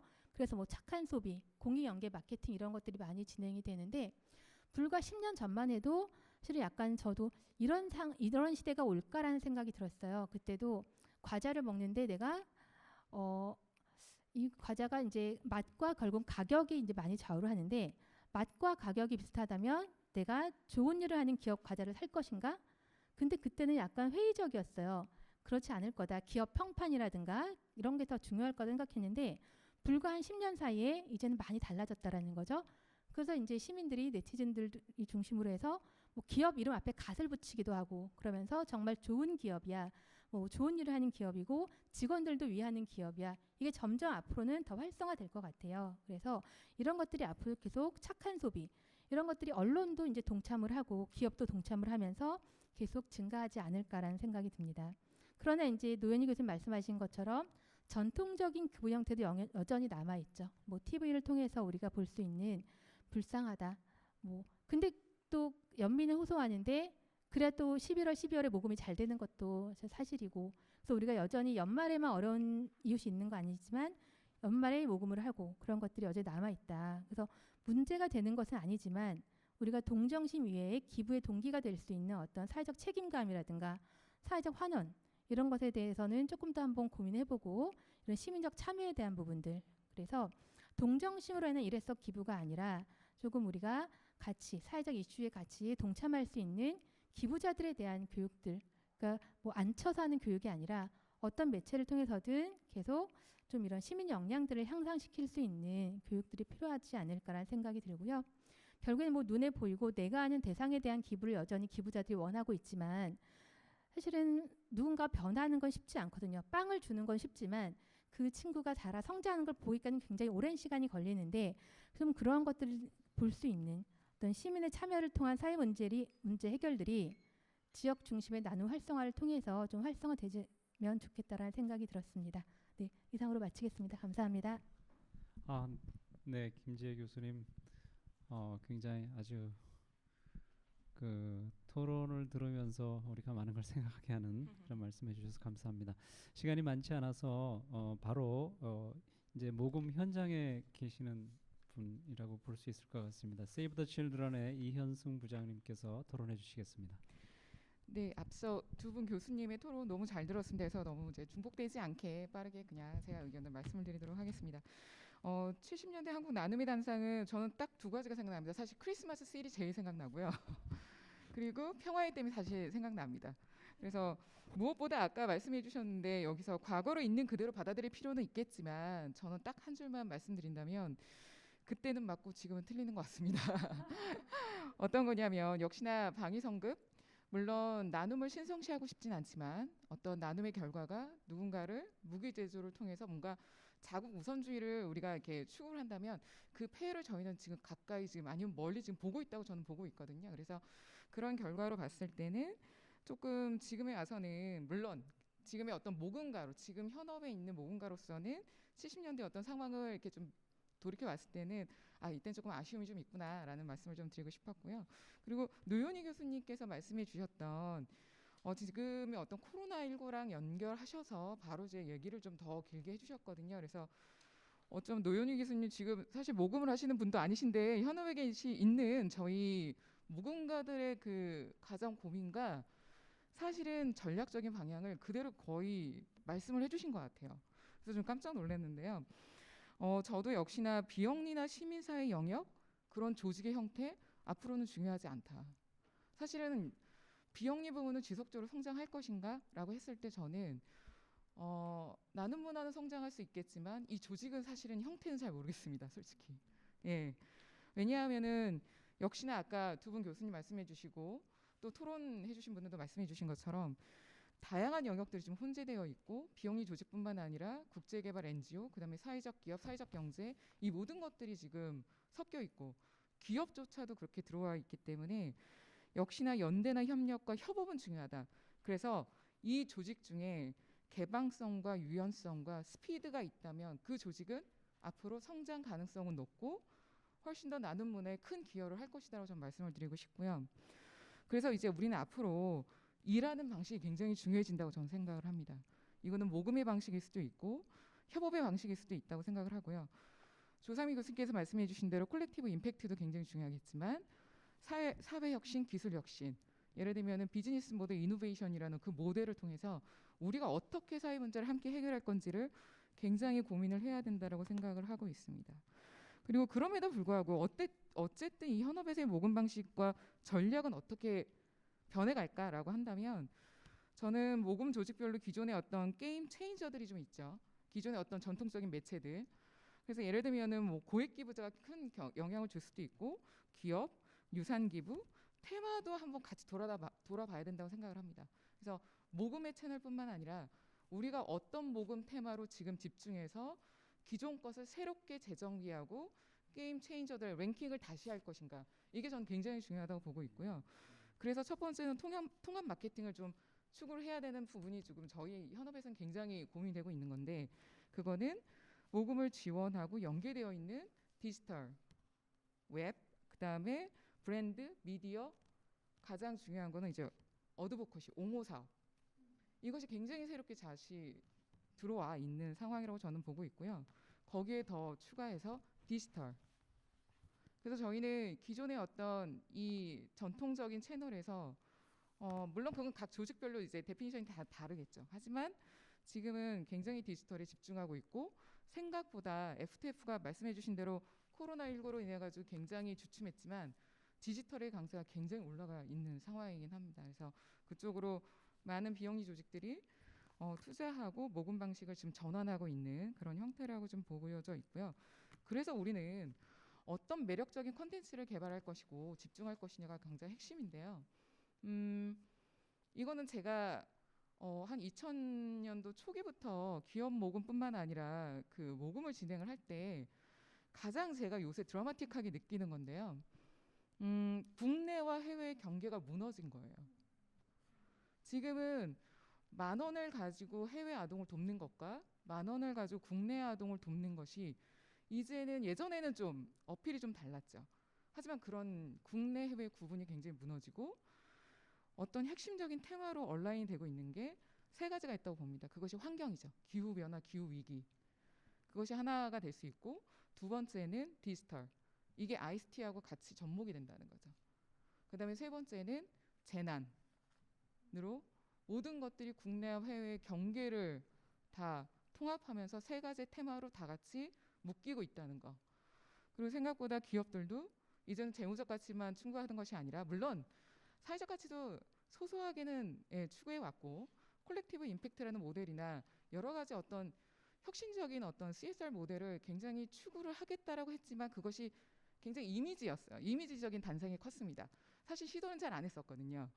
근데 지금은 굉장히 시도를 빨리 하고 있고, 그런 구조를 디테일하게 스피디하게 그려내는 조직이 있다면 충분히 저는 비영리가 됐던 영리가 됐던 아니면 사회적 기업, 스타트업, 그 누구도 이 나눔 문화에 큰 영향을 미칠 수 있을 거라고 생각을 합니다. 그래서 비영리 부분은 그래서 저도 성장할 수 있다고는 생각을 합니다. 하고는 있지만 저는 그 두 가지를 조금 구분을 했는데요. 하나는 기부자 측면에서 기부자가 사회적 감각이 굉장히 예민해지고 있죠. 코로나 때문에도 그렇고, 그렇기 때문에 기부자들 자체가 사회적 감각에 이제 깨어져 있는 기부자들, 예민한 기부자들, 아니 이런 포텐셜 기부자를 본다면 굉장히 저는 희망적이라고 봅니다. 왜냐하면 기부자들이 거의 이제는 이벤트 중심의 기획과 계획이 아니고요, 실행을 담보로 하는 행동파 옹호 활동가들이 되어가고 있다는 거예요. 그래서 직접적인 참여가 굉장히 많아지고 있습니다. 그래서 그분들을 본다면 굉장히 희망적입니다. 근데 그러한 대응과 쫓아가지 못한 둔하고 무거운 조직이 있다면, 그것이 비영리라 하더라도, INGO라 하더라도, 아니면은 큰 기업이라 하더라도 저는 성장하지 못할 수도 있다라고 말씀드릴 수 있겠습니다. 네. 이현승 부장님 그 현장에 계시는데 오히려 굉장히 학교보다 더 이렇게 새로운 그 방향이나 기법에 관한 그 말씀들을 많이 해주셨는데, 그래도 그 안에 중심 메시지가 굉장히 저희들에 와닿는 것 같습니다. 시간이 많지 않아서 우선 발표하신 두 분께서 아까 김지혜 교수님이 제기하신 문제도 그래서 답변하실 게 있으면 간단하게 답변을 우선 부탁을 드립니다. 네, 짧게 하겠습니다. 저는 이제 이 연구를 하면서 사실은 오늘 발표 상당히 재밌었고 또 많은 분들이 귀한 의견들을 주셔서 앞으로도 이 연구를 발전시키는 데 상당히 많이 도움이 되었습니다. 근데 무엇보다도 여러분들의 과거를 소환했다는 즐거움에 좀 기분 좋고요. 그리고 사실 다들 막 유치원생 이런 때를 보내셨다고 하셨는데 저는 12.6 사태 때 생후 9개월로 이유식을 맛보던 이런 시기였는데 예. 그런 경험들이 어떤 경험을 했는지에 따라서 사실 굉장한 이해의 차이가 있다는 거 오늘 또 굉장히 재밌었습니다. 근데 이 연구를 하면서 저가 하나 그 얘기 좀 새롭게 깨달은 것은 사실은 우리의 그 나눔의 역사가 굉장히 좀 독특하고 사실 민주성이라든지 자발성, 개인주의가 그 잘 자리 잡은 나라들의 문화와는 좀 다를 수 있겠다. 근데 그게 지금 현실을 왜 우리가 이러고 있지? 왜 우리가 이렇게 공동체주의적이지? 라는 것에 대한 이해를 조금 그 과거의 역사를 통해서 이해할 수 있겠다라는 것이 좋았다라는 생각이 듭니다. 그래서 김재 교수님께서 마지막에 이제 잠깐 언급하셨던 그 신문 선택에 관련된 내용은 사실 저희가 무료로 접근 가능한 정보들을 찾다가 네이버 뉴스에서 아카이브를 통해 찾을 수 있고 또 그 대학 도서관에서 볼 수 있는 이런 것들을 그 검토했는데 그 이후에 이게 사실 밸런스가 맞나라고 봤을 때 지금하고는 또 논조가 많은 다른 그 당시의 것들을 또 좀 보면서 그래도 조금 뭐 균형을 잃지는 않았구나라는 생각은 가지고 연구를 계속 추진을 하고 있었습니다. 예, 저는 이만 마치겠습니다. 네, 저도 그냥 간단하게 말씀을 드리면 저는 현장에도 관심이 많이 있어서 그 이현승 선생님이 하신 말씀 중에 아까 70년대 얘기는 제 주제는 아니었지만 그때는 맞고 지금은 틀리다에 전적 100% 동의하는 부분이 있고요. 그래서 과거의 역사가 그렇기 때문에 물론 긍정적으로 영향을 미친 부분도 있지만 투명성의 문제는 과거 때문에 계속 문제가 되는 거거든요. 지금까지. 그래서 잘못하지 않았는데 막 욕먹는 거죠. 그래서 그런 부분에 대한 게 하나가 있고 그다음에 이현승 선생님이 말씀하신 것 중에 상당 부분 동의하고 굉장히 지금 이현승 선생님은 제가 보기에는 시민사회 영역이나 비영리나 모금 주체 영역에서 이렇게 선두주자인 조직에서 지금 활동을 하시는 거죠. 근데 제가 발표를 하면서 많이 강조 안 했던 것 중에 하나는 소규모 조직들이에요. 사실은 이현승 선생님이 말씀하시는 현장에서 그 이야기, 기술, 디지털, 환경 이런 것들을 소화할 수 있는 조직은 한국 사회에 굉장히 극소수라는 거고요. 그 다음에 이 코로나 상황에서도 이제 기업 기부나 재단의 그랜트들 외국의 경우도 마찬가지인데 그게 굉장히 증가하고 있는데 그게 어디로 흘러가고 있느냐에 대한 고민들이 사실 있는 거죠. 그래서 소규모 지역사회에 뿌리를 두고 있는 소규모 비영리 조직, 시민사회 조직들은 사실은 이게 생존이 가능할까에 대한 고민을 하는 상황들이거든요. 그렇다라고 얘기를 하면 이런 역량을 가진 세이브 더 칠드런 아니면 사회복지 공동모금회 이런 데가 물론 조직의 형체도 뭐 아까 말씀하신 것처럼 유연성이나 혁신성이나 이런 다양한 것들을 갖추고 가야 하는 부분도 있지만 그 조직들이 선도적으로 주도적으로 시민사회 영역을 어떻게 같이 갈 것인가에 대한 고민을 하지 않으면 사실은 제가 계속 성장할 거다라고 얘기를 했으나 그 성장은 몇몇 대규모 조직들의 성장일 뿐 전체 한국 사회의 성장은 아닐 수도 있겠다라는 부분이 있는 거죠. 그래서 그런 부분에 대한 것들을 사회복지 공동모금회도 세이브 더 칠드런도 조금 다 같이 고민해주는 이 양극화가 뭐 앞 세션에서도 그런 얘기 했다 그러는데 뭐 사회적인 코로나로 인해서 이 사회 계층 간의 양극화가 문제가 되는 것도 있지만 사실은 비영리 부분 내에서도 이 양극화는 너무나 심하거든요. 시민사회 영역에서. 그래서 근데 시민사회가 성장하고 지속적으로 발전하려면 그 작은 조직들이 살아남아야 되는 거죠. 그래서 그 부분들을 어떻게 할 것인가에 대한 고민 이런 것들이 조금 제가 발표할 때 좀 이렇게 그냥 스킵하고 넘어갔었는데 아까 이현 선생님 말씀을 다 전적으로 100% 동의하면서도 그러면 소규모는 어떻게 해? 이런 고민들이 너무 많은 거예요. 그래서 그런 부분에 대한 고민을 좀 우리가 다 같이 해야 되겠다. 특히 사회복지 공동모금회 아주 심각하게 해야 하고 세이브 더 칠드런도 좀 해야 되겠다라는 생각입니다. 그래서 뭐 그런 정도로 해서 답변을 마치도록 하겠습니다. 네, 답변 감사드리고요. 혹시 온라인으로 뭐 질문은 없죠? 네, 네. 이런 그 나눔과 모금이라고 하는 주제는 실질적으로 저는 뭐 기부가 주는 사람 입장이라면 받는 사람 입장은 모금이 된다. 그래서 모금과 기부 또는 모금과 나눔이 떨어져 있는 것이 아니고 연결되어져 있다, 이런 생각이 좀 들어가고요. 특별히 오늘 이제 그 역사적으로 살펴본 그런 그 나눔 또는 모금, 기부 이런 것과 또 현 추세에서 살펴본 그런 그 상황들에 대한 인식은 다 같은 것 같습니다. 그러니까 우리 사회가 어려운 사람들이 없이 모두가 시민으로서의 그 권리와 의무를 가질 수 있고 인간다운 삶을 누릴 수 있는 그런 사회를 만들자라고 했을 때 보통 공익을 중심으로 얘기하지만 공익 그러면은 이제 그게 정의하는데 국가 영역의 그런 그 의미성을 더 많이 내포하지만 그것을 조금 더 풀어서 얘기하면 공공성이라고 얘기했을 때 앞에 공은 국가의 영역을 얘기하는 것이고 뒤에 공자는 커뮤니티, 공동체의 공자이거든요. 그래서 이제 이 공공성이라고 하는 것은 국가에서 국가가 책임져야 될 그런 치안과 국방과 공공재, 국가를 유지하기 위해서 제공해야 되는 그런 공공성이 있는가 하면, 또 다른 공공성은 이 계층이라든가 어떤 지역이라든가 또는 이런 그 영역별 그런 거에서 나타나는 공공성이 있는데, 그 공공성은 사실 큰 공공성이 있고 작은 공공성이 있어서 그것들이 부딪히는 경우도 사실은 있습니다. 그렇지만 비영리 단체가 예전에는 그런 그 공익성을 독점했다고 하면, 지금 오늘 이제 많은 분들이 말씀하셨던 것처럼 비영리 단체가 이미 이제 그것만을 가지고 비영리 단체의 어떤 그런 그 차별성을 주장할 수 없는 시대가 됐다. 그렇다고 한다면 비영리 영역이 커가려고 했을 때 그것이 가지는 의미를 우리가 더 깊이 생각할 수 있고, 그 역할들을 어떤 방향을 통해 가지고 시민과 사회가 인지할 수 있을까. 그렇게 돼야 실질적으로 나눔이 더 이제 확산되어질 수 있다라는 게 하나고요.